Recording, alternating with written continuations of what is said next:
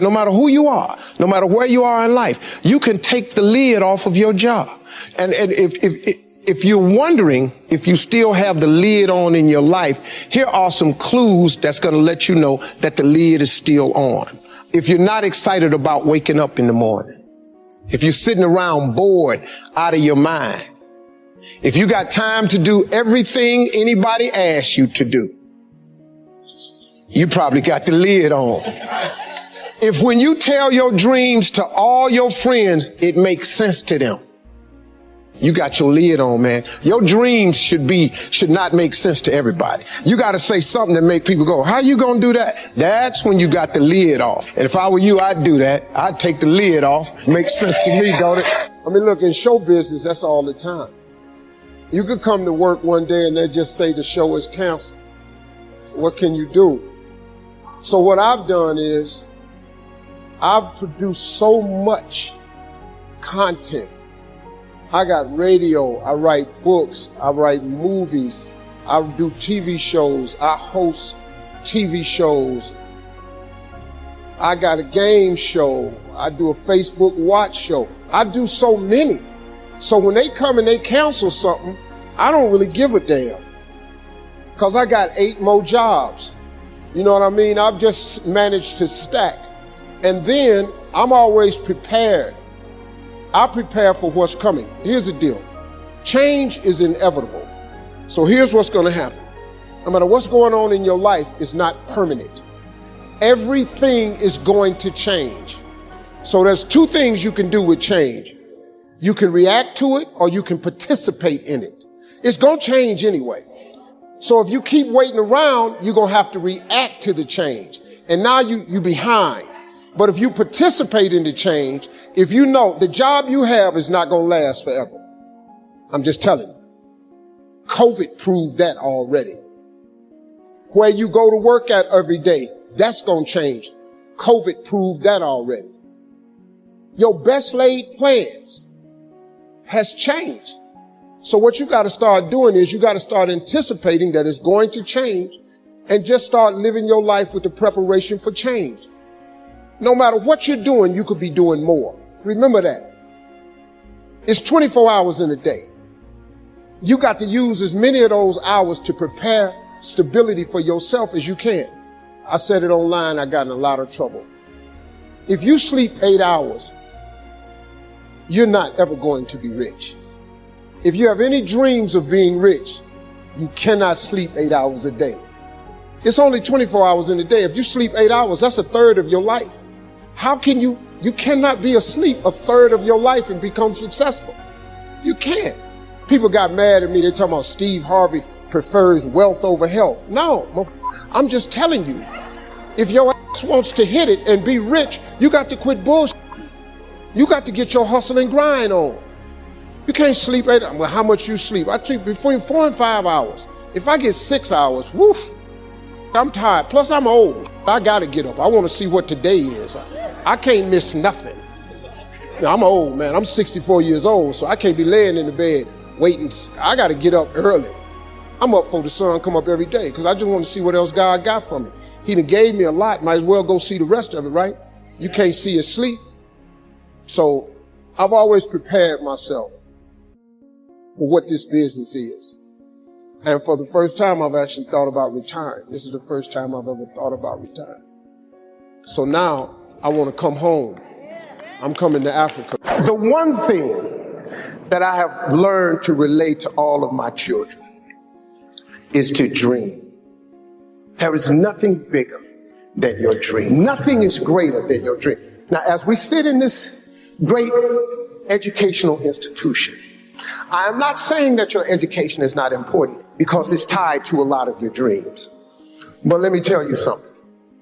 There ain't nothing bigger than your dream. Because your dream will propel you to get the education. Don't you ever stop dreaming. Don't you ever stop imagining. And we're going to talk about them 2 things a lot. But don't you ever stop dreaming. Your Bible says a man without a dream or a vision shall perish. That's in your Bible. It ain't just in the one I read. Nowhere in there does it say without an education you perish. But it says without a dream or vision you perish. So if what you're dreaming about requires an education, it is then your dream that propels you to get the education. But the dream is bigger than anything, man. See, if it was an education that caused you to be great or successful, I ain't here today because I don't have one of them. But nobody could outdream me. Your dream is everything, man. It's the biggest part of your life. Look, man, it is that thing that God puts in you that don't let you sleep sometimes. It's your dream. It's that thing, that part of you, man, that wakes you up and stirs the very pit of your soul. I've always taught my children to dream. The secret, though, the secret to real success is if you tie your gift to the dream. Whatever position you find yourself in today, we put ourselves there by a series of thoughts and actions. Thoughts turn into things. That's very important to know. So let's look at both sides of it. For people who think negative thoughts, it turns into negative things. And the direct opposite is true for those who think positive thoughts. It turns into positive things. That's the deal. It's as simple as that, folks. Thoughts become things.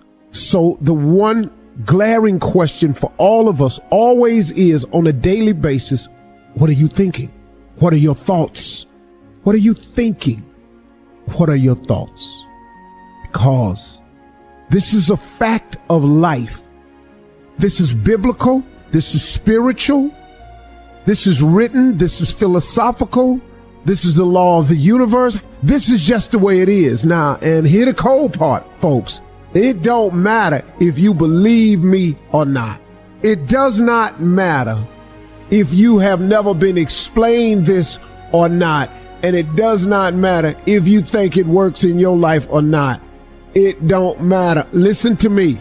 It is the way it is. It's just whatever. It's the law of the universe. You call whatever you want to call. However you got to dress this thing up, because this all it is. So when I say that you are where we are today because we thought ourselves here, oh, you best to believe that's true. You thought yourself here. No one else. See, let me explain something. I got people around me who so badly want to take credit for it. Every man in this room, you blew your 20s. You spend all your 30s trying to make up for your 20s. Yeah, that's the truth. Dog, every dude in this room blew their 20s and at 30 trying to fix what they should have did in their 20s. Yeah. And so forth and so on. You turn 40, you trying to recover from the mistakes you made when you 30. Now at 40, man, it's time for you to start. Really, at 30, you need to start buckling it on down. And just realize, man, everybody make mistakes. And if the mistakes you're going through are going to help you become the person you need to be later on. Steve Harvey. All them mistakes, dog, they cool to make. Yeah. I needed to mess up every marriage. I needed to get arrested like I did. Yeah. I needed to get shot. I needed all this, dog. I needed shot? to be homeless. Yeah. I needed all them things to happen to turn me into who I am today. So when you're young and you make mistakes, don't let them eat you up. Because everybody that done made it, done made them. Yeah. You got to fail in order to win. Hey, look, man, to understand how to hit the game-winning shot, you got to miss the game-winning shot. First of all, you're talking about stuff that I can relate to like so many others can relate to. I mean, you know, everybody got the same story. We just got different details. But like I always say, life is 10% what happens to you, is 90% what you do about it. See, we're going to dive into a chapter from my new book, and it's chapter 1, section 1. This is very clear for people. So the first step is getting completely and brutally honest enough to say, I am tired of myself. When you say I'm sick and tired of being sick and tired, that's the facilitator of change. That's when you're ready to say these words, no more excuses. No more excuses. I went to Kent State, I dropped out. I didn't drop out, I flunked out. Now that threw my life into a spiral, but because I didn't have a college degree, I could not let that stop me. And like you're doing, where you're saying, all my friends at this age are settling in your careers, you don't even know if they're happy or not. Stop comparing yourself to others. So the first thing you do is stop focusing on other people. Instead, focus on being the best version of you that you can. Then you'll recognize that you deserve to sit at the big table with everybody else after you become the best that you can be. Now, once you've accepted that you have as much right to success and much right to succeed as anybody else, the next step is learning how to talk the talk. You have to get fluid in the language of success so you speak it with ease. Surround yourself with people who've accomplished their dreams and immerse yourself in the culture of achievement. You know, you got to be tough because the road to success is always under construction. It's never a clear path to success. The people who become successful are the people who have a relentless attitude. And you just got to hang in there through the bad breaks, because the bad breaks is coming, but they usually come right before the big break is about to happen. You get a series of bad breaks and it stumbles up a lot of people. My life and my success is to say to anyone, you can stumble, you can fall, you can get back up again. And like I've said before, we each have a gift, but too many people miss out because they refuse to sign the lease on their gift. You keep looking for it outside of you. Stop. Sit with yourself. What is it that you do the absolute best with the least amount of effort? That's your gift. But if you are constantly looking outside of yourself and you don't latch on to your gift, you will never find your purpose. If you want to succeed, you must commit to your own gift and embrace it. Well, same advice I give to my kids, man. If I could get them to understand the importance of their 20s. Because, man, you know what I did? I just blew my 20s. I ended up spending all of my 30s fixing what I messed up in my 30s. And I spent all of my 40s doing what I could have been doing in my 30s. I looked up, man, I had let too much time slip away. If you could get young people to get their foot on the gas pedal in their 20s, because right now they think going out is everything. And I keep telling them, man, you're gonna outgrow that in a minute. Because, you know, like at this age, it's when somebody says, hey, we're gonna go out to a club tonight. What? Go out to a club? Are you kidding me? It don't make no sense to you now. Because you're over that. But it takes a minute for them to understand it. It's sad. I wish they'd get it. I wasn't clubbing in my 20s. I didn't know how to make a vision board. I didn't know how to. What really changed my life, man, was I got in Amway when I was about 24. I got in Amway. And that changed my life, man, because the first time ever, they introduced me to self-help books.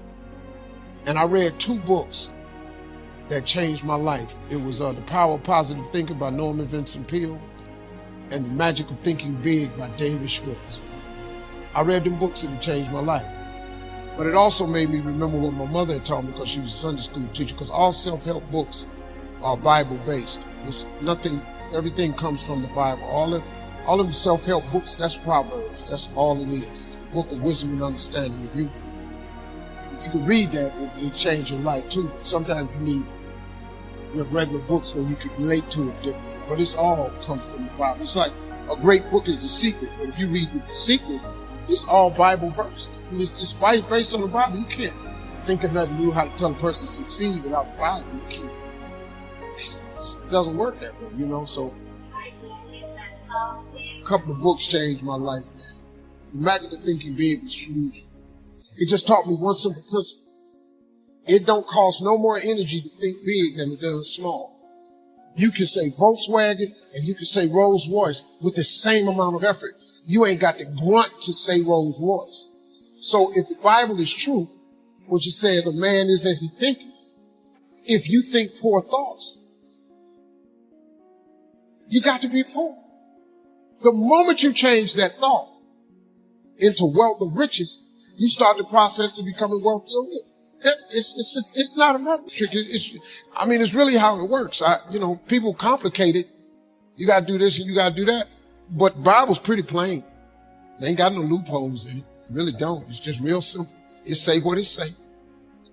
All you got to do is believe it's talking to you. That's what it is. Most people don't think that God is talking to them. that I come to give you life and give you life more abundantly. You don't think he talking to you? He'll give you life more abundantly. He do. He really will. You ain't got to be rich to have an abundant life. Sometimes you just need to be healthy, happy. You know, you could be really happy, man, making $70,000 a year. You really, really can. You don't need a few million. I did, but you didn't need a few. It helped me a little bit. But to be honest, it didn't make me happy. It really didn't. Until you need God. I ain't preachers. We got ministers. Just tell you out for the hood, just what I did. You go to church and hear you. Come on the bottom. Pastor often say, oh, if you don't believe me, you ain't got to. But I can take a sentence or a thought and make it common. Now, one dude told me once, yeah, well, I hear you said it was hard, but you ain't funny to me. I ain't got to be funny to you. You've never bought a ticket to see me. No, I haven't. I still made it. It doesn't matter what nobody else thinks. What they got to do? I don't think you're funny. Listen, let me tell you something. If you can think of something to get $10 for, I bet all of you have something that God has gifted you with that you could convince somebody to give you $10 for. I'm going to show you how to become a millionaire. All you need is to have one thing that you can get $10 for. I don't care if it's cutting hair, cutting grass, painting, babysitting, typing papers, walking dogs. I don't care what it is. Just get somebody to give you $10. All I want you to do is do it and get $10. After you get $10, I want you to do it 10 more times. That's all. You have $100. When you get that $100, whatever you did to get the $100, I want you to do it 10 more times. You're going to have $1,000. Now, get a little tricky now. Whatever you did to make the $1,000, listen to me close. What I want you to do is do it 10 more times. That's what I want you to do. Don't change shit. Just do it 10 more times. You'll now have $10,000. Now, there's where you got to start using your faith. After you make $10,000 with this $10 idea, all I want you to do is do it 10 more times. Just 10, whatever you did to make the 10,000, do it 10 more times. You're going to have $100,000. Here's the trick of tricks. Once you make $100,000, you're going to have to hire a few people. All I want you to do after you make the $100,000, same thing you did to make the $100,000, I just want you to do it 10 more times. Congratulations. You are a millionaire. That's how it's done. These jokes I'm telling right now, these $25 jokes. My first gig paid me $25. These the same jokes. This just English. I ain't learned how to do this in Spanish or none of this. I just kept telling these jokes in English. 10 more times, 10 more times, 10 more. Till they started paying me $25,000 a night. Then they started paying me $100,000 a night, $150,000, $250,000 a night. I made $500,000 telling jokes in one night. They're the same jokes. I just kept telling them over and over and over and over and over. $25 jokes repeated on a 10-time multiple. You could be a millionaire babysitting. You could be a millionaire doing eyebrows. You could be a millionaire cutting grass. You could be a millionaire as a barber, painting houses. You already have the gift. God has already given you the gift. He gave it to you at birth. You was born with it. God ain't never created a soul he didn't give a birth to. That he didn't give a gift to at birth. You sitting up in here, if you're poor today, it's because you tripping. You just tripping. You done talked yourself out your God-given gift. You done got some funk job somewhere and tried to act like you was happy with it. Now they done furloughed you, now you disappointed. You ought to be jumping for joy. Walk your up the hall, go take your gift God gave you and turn yourself into a millionaire.